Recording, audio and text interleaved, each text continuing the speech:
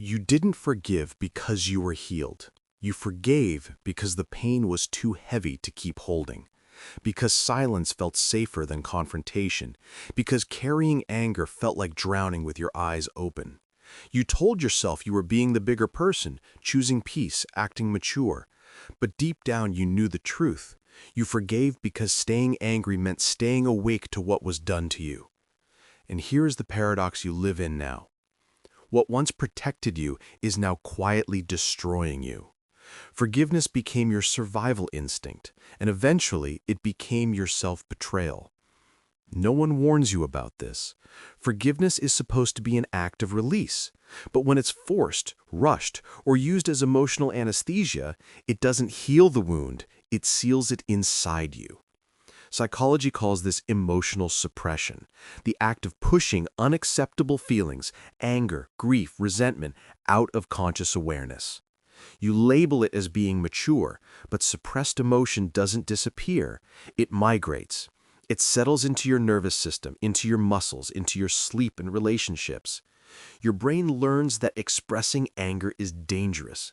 It wires inhibition instead of boundaries. Over time, you develop the fawn response, the instinct to appease, minimize, and forgive at any cost. Not because you're kind, but because your body believes abandonment is fatal. Forgiveness becomes a reflex, not a choice. Then comes cognitive dissonance. Your mind cannot hold "I was harmed" and "I chose this person" at the same time. So it reframes the harm as not that bad and reframes forgiveness as strength. But you weren't being strong. You were being neurologically cornered. Your threat system rewired itself. Your amygdala learned that anger equals danger. Your default mental pattern shifted from self-protection to peacekeeping. Outwardly, you look calm. Inside, your nervous system never unclenches. Forgiveness becomes your disassociation technique.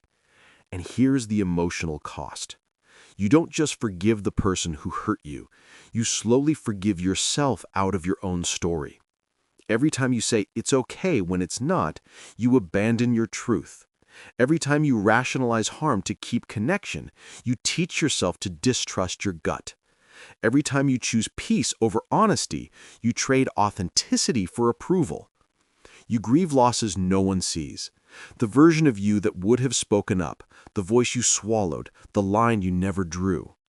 Your core fear isn't anger. Your core fear is what might happen if you finally let yourself feel it. Anger demands accountability. It exposes injustice. And if you survive by staying agreeable, anger feels like a weapon you're afraid to hold. So you moralize your silence, spiritualize your self-erasure, and call it growth, while your body trembles under unresolved grief. This is why rest feels guilty, why boundaries feel selfish, why you apologize for needing space. You're not peaceful, you're unfinished. And it shows up everywhere. You forgive people who never change.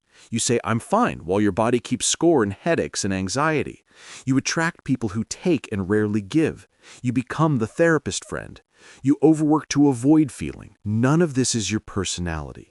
These are coping strategies. The turning point isn't more forgiveness. It's witnessing what you've been avoiding. Letting your anger speak without burning your life down. Letting your grief breathe without rushing past it. Healing isn't dramatic. It's slow and humbling. It begins with reparenting yourself, meeting the parts you buried, choosing softness without abandoning yourself. Forgiveness is not the absence of anger. It's what becomes possible after anger has been honored. You don't heal by being good. You heal by being real. You were never weak for forgiving. You were adapting. But adaptation is not destiny. Real forgiveness doesn't erase your story. It integrates it. And when it finally arrives as a conscious choice, it doesn't silence your voice. It returns it.